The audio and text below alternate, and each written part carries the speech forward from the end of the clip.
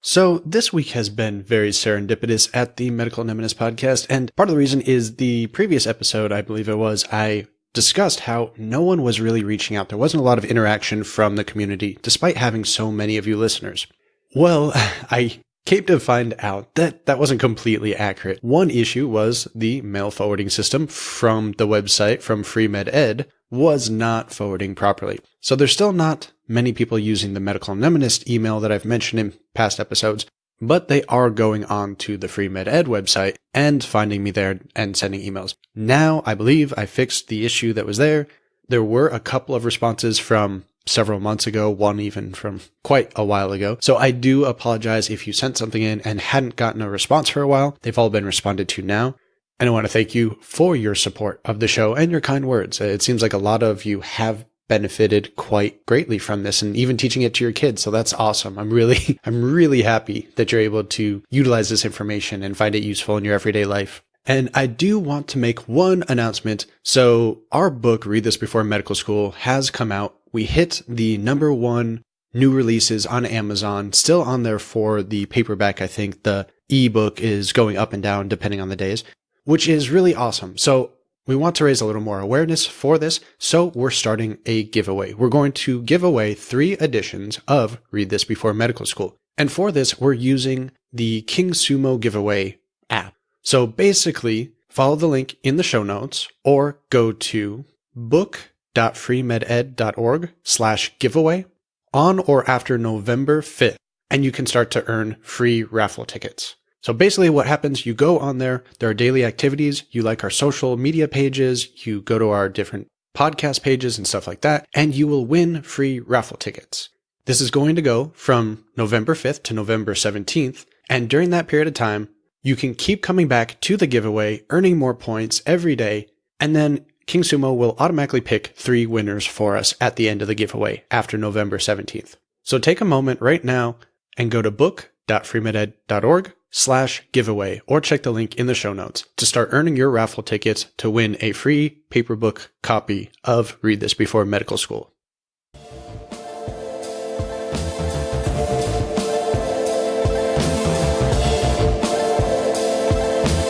Welcome to the Medical Nemesis podcast, your source for memory techniques and accelerated learning in higher education. Now, here's your host, Chase DeMarco.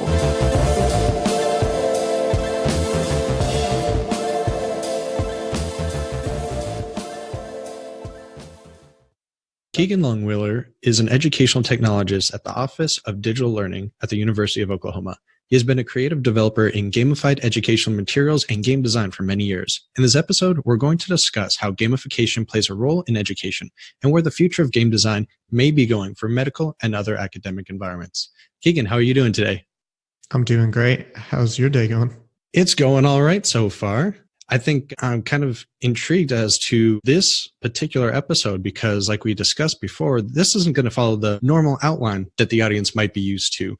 So it's not really touching on educational psychology or mnemonics. We're going into a new topic of gamified education, something I have a lot of interest in and something you have a lot of experience in. So I think it's going to be an interesting one. Yeah, I'm excited, Chase. So a brief introduction about you, sort of what does an educational technologist do? What is your role and how have your past experiences gone so far?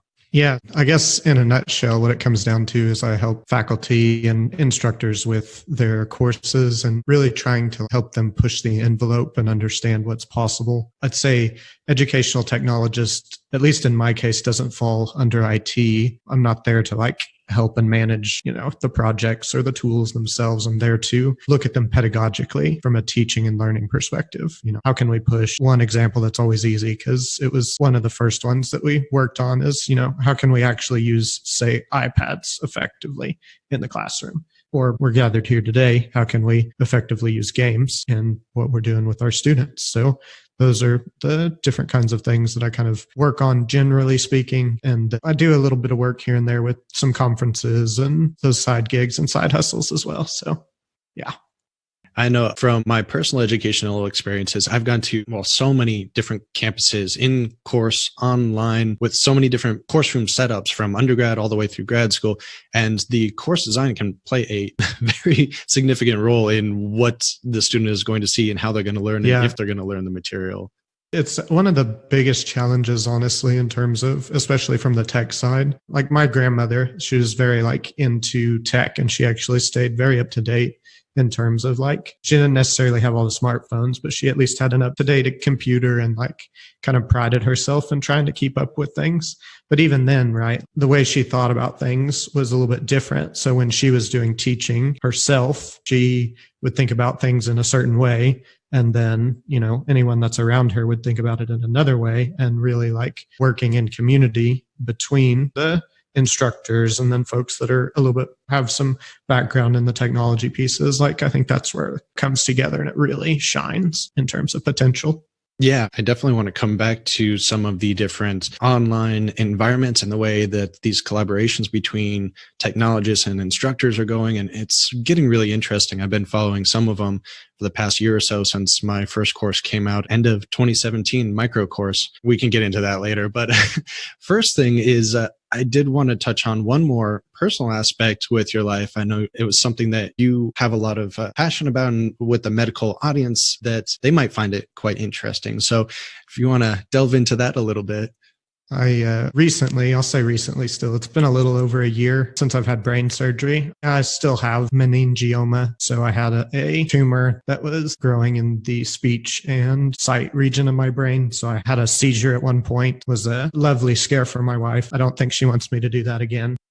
But, went in to see what was wrong. And, they said they found a mass on my head or on my brain. And then in my case, it actually was super quick turnaround. I got operated on the next day. So it just kind of all went very, very quickly. But since the tumor is in my speech and sight area, one of the things that I've had to come to terms with is I don't necessarily have the same level of oratory skills, and also memory pieces are just different now for me than they used to be. I used to have I loved my memory. I would have loved it in medical school, because it was just I could retain so much and plan it all out, and coming to terms with that's not there anymore. My new normal is just a very different way of interacting with information and learning and all those things, both personally and then in terms of my work and every aspect. So, well, if it makes you feel any better, my memory is crap. So now you're down on my level. Well, I don't know if I'd go that far. I imagine we're both pretty rocking in terms of what we can do potential-wise. So, well, I think a lot of what we can do is also going to be very collaborative. And that's where I find today's topic very interesting too. And some of the future goals, I want to get back to creating more courses online, especially when I'm not so overburdened with these podcasts and the book that's coming out next week. And I'm not sure when this is going to be released, but it's coming out in October 9th. So yeah, next week. And a phone app that I'm working on. But my passion has always been the creation of these courses. I find it so intriguing to try to organize them in such a way that the audience can gain the most out of it for the least amount of time they have to spend.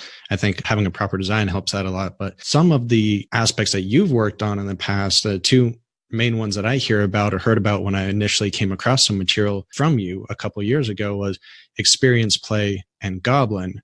And I was hoping you could go into what those are a little bit more for the audience. I'll do them chronologically. So Goblin was first in terms of, so both of those are faculty learning communities. So they are just a professional development that me and a colleague, John Stewart from the University of Oklahoma also, we had designed and put on at OU at our university, but we made it a point to they're published openly. So anyone can come in and take any assets they want, depending on some of the stuff, depending on what its license is. Of course, you got to follow the open licenses that are associated with them, but all of the stuff's ready and open for people to grab things and kind of do with what they want, whether they're going through and playing the Goblin kind of experience or doing anything else that they want. But Goblin, what it was, we were kind of investigating, we wanted folks to be challenged of what do they have to learn from games, and what do we as educators have to learn from the setup of games and how games feel, and,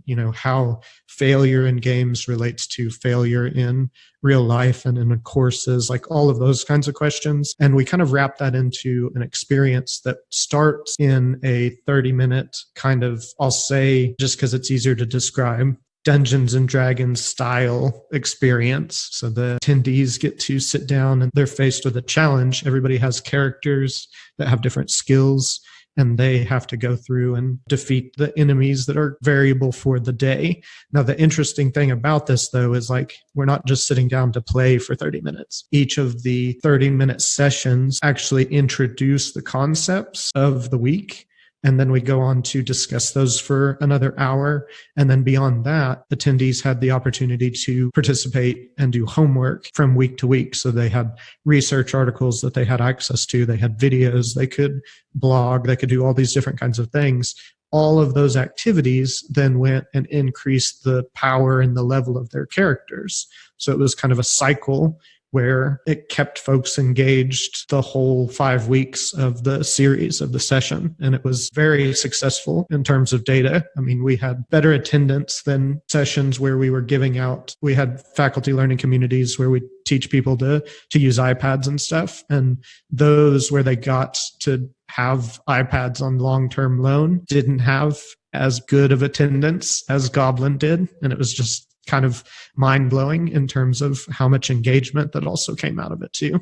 This perfect kind of storm in terms of setup. We get to view it against some of these things that we've done in the past and also what we're looking at doing in the future, which then eventually went into experience play. But yeah, so Goblin it's about like game design, gamification, those kinds of topics in a 90-minute kind of session where you play and discuss and do all of that. And I wonder if this is something you notice. Some of the educational resources and cognitive psychology resources I've heard in the past regarding the current grading system is basically how everyone starts with an A, and as you lose points through every assignment and test, it doesn't have the same effects cognitively to students as if you have to build something like building a character in a game. So I wonder if that also increases the motivation for the actual grade and their success in the class, not just for the fun aspect of it being a game, but somewhat psychologically beneficial. Yeah, I think that actually was one of the easiest sells in terms of, because it's easy to incorporate into a course. Like that's just a change of mindset. I mean, I guess you're right. It's a change of design of the course, but really it's a change of mindset of the instructor. That one was really pretty widespread acceptance in terms of, oh, okay, like I see the value in that. And oh, I'm experiencing the value in that too. I'm building up as a character. I'm growing and developing, and that's being shown through these levels based on what I'm learning in this faculty learning community. The other one too, that was just as a side note, was also like choice and introducing that into the classroom. That was another one that was, I would say, was more popular in terms of what folks were entertaining in terms of what they thought they'd integrate into their own courses. Okay. And then probably about a year ago, I was really looking into some sort of create your own destination type of game for medical students, a Twine-based game probably. And most audience probably doesn't know what Twine is. But since we're going to discuss experience play, which I believe that's Twine-based as well, but maybe you can explain what that is, and we can discuss maybe how that could be used in the educational setting and medical setting specifically. Yeah, so Twine itself, it's also an open source tool that allows you to create text-based adventure games or choose your own adventure kinds of stories. It's very simple in terms of you have pages that can be filled with text and images and graphics and all those kinds of things that are then linked together through, we'll say, a hyperlink system that kind of just links all of the content together that allows you to, as you click on each of them, traverse the content, traverse the story in whatever way that you went. It's actually like when we were looking at Goblin and kind of evaluating like what that was, and then starting to look at experience play, one of the big shifts there was we were starting to look at like game-based learning and stuff in the classroom to Twine stuff, which was more game design-based things in the classroom. So we were looking at stuff like game design as a like game-based learning framework, I think is the best way to say that. We're looking at ways where you could introduce to students the opportunity to create something that they then go on to engage other people in. So then they are challenged to wrestle with every everything that goes into making somebody enjoy doing something, right? Like just that in of itself is a huge challenge, I think, that we don't get to experience as students while we're going through school very often. So I think those opportunities are very valuable in those contexts as well. Definitely. You're always sitting there listening to a lecture. You have no autonomy over your education. It can be very boring. And you do what I probably did most of the time is days off, sleep, something else. You're looking up games on your computer or something along those lines on social media. But if you actually have autonomy over your own education, if you have control over the decision-making process, I mean, that sounds just so fun, especially from something complex like medicine, where I might have 4 choices and maybe I don't pick the correct one initially, but that can lead me to like a step down question that's less complicated, but maybe I know that. And then I'll be like, oh, okay, that's why it was that on the last question. And it can loop around. I guess the best examples are for heavy readers. If you used to read a lot of the choose your own destination books, that'll tell you go to this page if you made that decision, this page if you didn't. There's some good games. I think Oblivion does that a bit. I don't play many games anymore, so I'm not sure which ones do that, or even movies. So as the new Black Mirror movie kind of did that, where you get to pick which action you wanted the character to do in the Netflix show. So it's really cool. I think doing that for your education would be very intriguing. Yeah, I think the part of it too, choice just in and of itself is a heavy motivator. I mean, when we're looking at games or gamification or any of these things, one of the big things to consider is where are your motivations for your students? Like, are you providing them as extrinsic kinds of things like grades or badges or any gold stars, any of those things? Is that what you're getting folks to? Are they after those or are they after the knowledge? So how can we increase the number of folks that are motivated intrinsically to go after the knowledge? I think games are interestingly placed to capitalize on those questions because everybody experiences play. I mean, you may say that you're not playing many games right now, but all humans know that feeling and what it is. And with narrative and with all of these other aspects, I think we can really bring together the fun of learning with the gruel of everyday life and all of these other things that are going on too. And I think we need to, I mean, at the end of the day. Exactly. And when you can do these computer-based, you can do them using these Creative Commons licenses, these free open source programs, then you can widely disperse them very easily and potentially reach a lot of students that wouldn't be able to access the information or assess themselves properly otherwise. Yeah. So as far as some of the game design goes, I know I was reading some of your blog posts about team-based activities or even students versus teachers in some of these games. And the only thing I'm aware of currently that's somewhat along these lines that medical students have used, at least some of my friends used in our basic sciences a few years ago, was Habatica. And granted, that's more of a goal setting and habit training game, but because they make it with your characters and wizards and you can have pets and dragons and stuff, it adds that fun aspect to usually rote, boring habits. What are some of the goals or ways to incorporate better collaboration in the education with these types of gamified systems? Yeah, I think that's a really interesting question because we're getting to the point now where Life RPG is another one, but like you mentioned, the Habitica app, these things offer the opportunity for people to layer on their own desired motivations, like everyday activities. Heck, if you want to use it to engage your kiddos in, doing their homework and leveling up as a family, you could sit there and do that.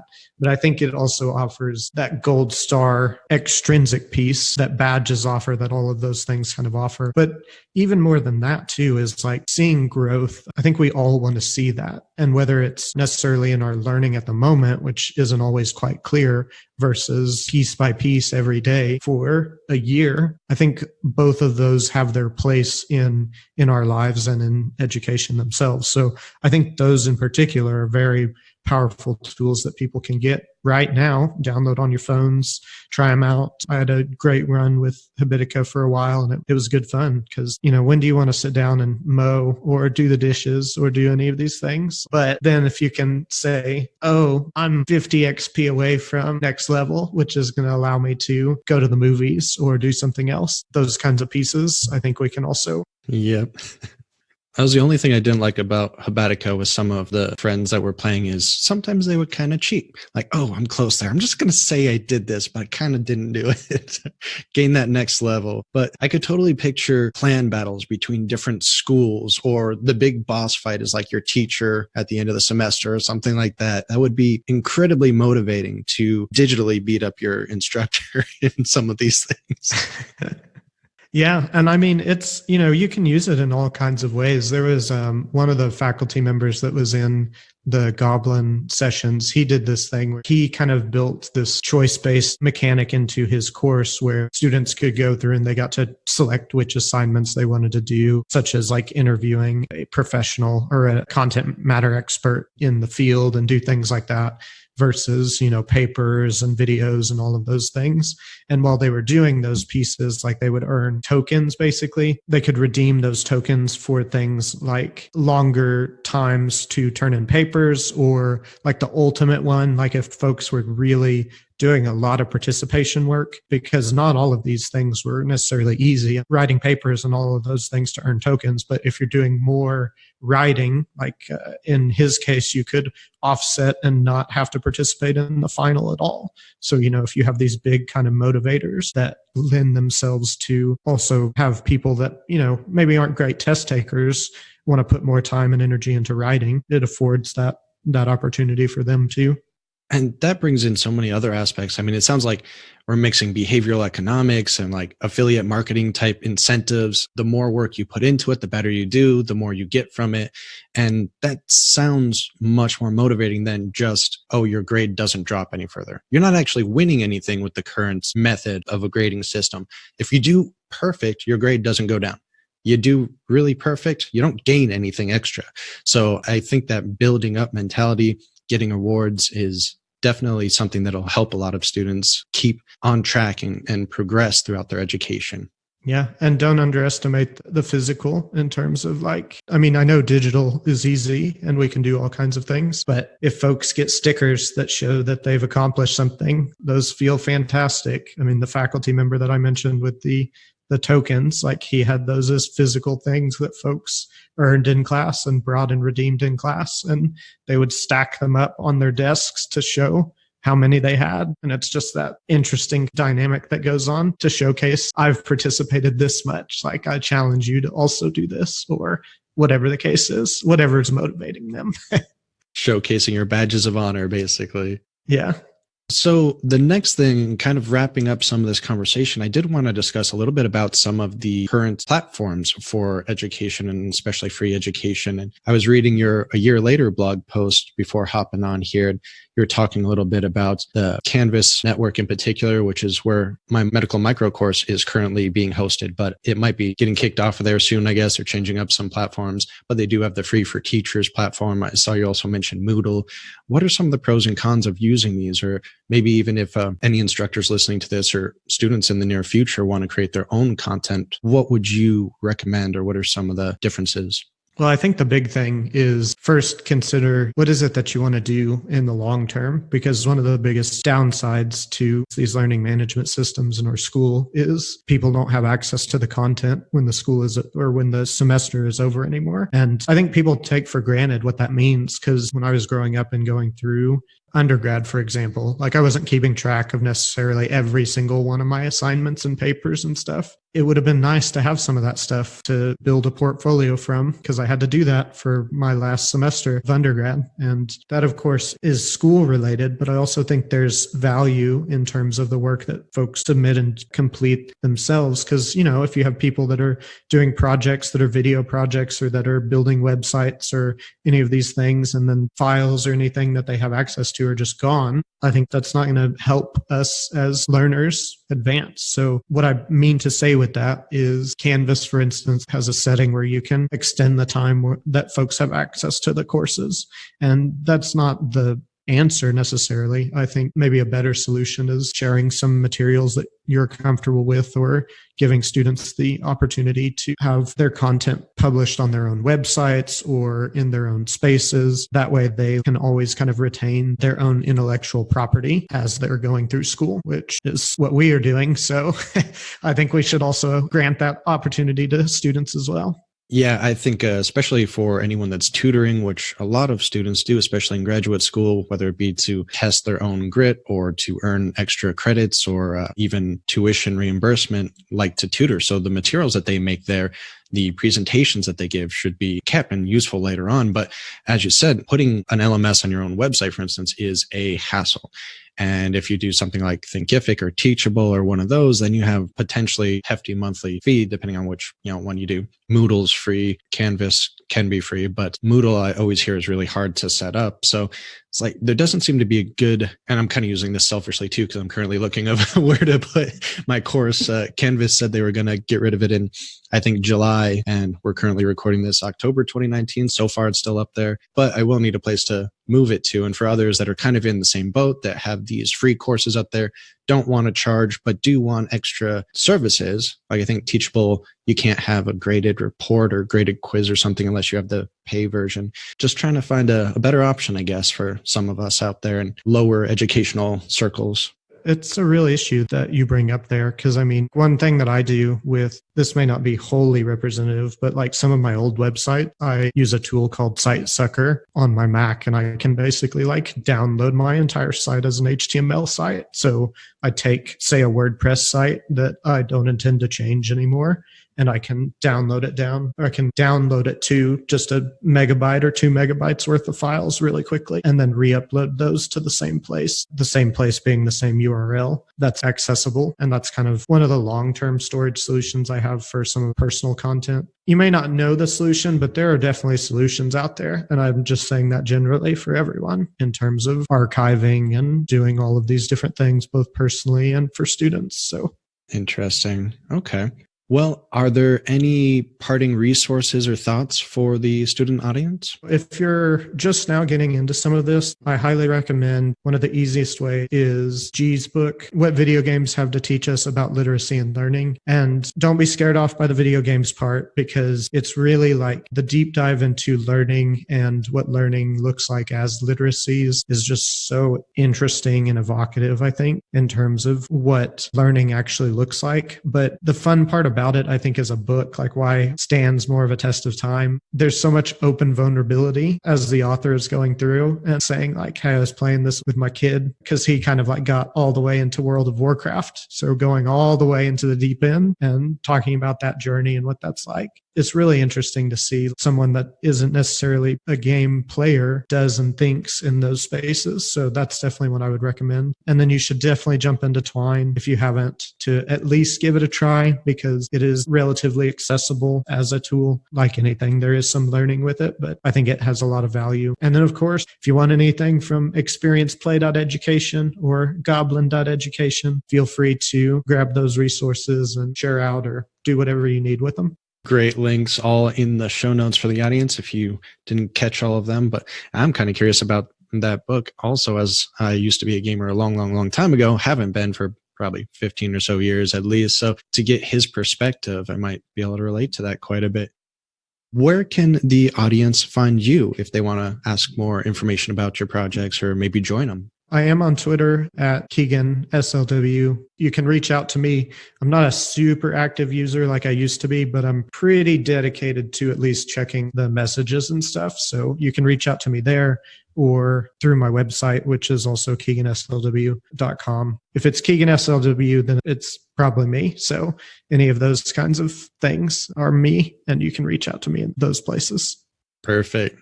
Keegan Long-Wheeler, thank you so much for coming on the show today. Cool. Thanks for having me, Chase.